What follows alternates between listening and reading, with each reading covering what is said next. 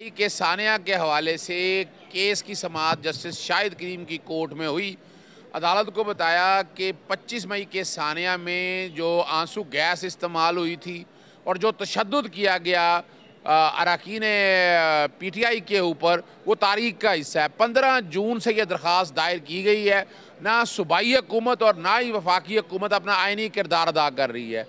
Protest करना हर एक का हक है और उस प्रोटेस्ट को रोका नहीं जा सकता है, मगर जिस तरह से ये तशद्दुद किया गया, ब्रूटैलिटी की गई, इसका हल तो निकालना है। एक ट्राइब्यूनल बना दिया गया जस्टिस शब्बर रज़ा रिजवी साहब की, उसने भी कोई नहीं काम किया। और वफाकी हुकूमत पिछले 6 महीने से वक्त मांग रही है कि जवाब दाखिल करना है। इस वक्त भी कोई ना कोई अगर एहतजाज हुआ तो तशद्दुद करने से वो बाज नहीं आएंगे और कई धमकियां भी दे चुके हैं।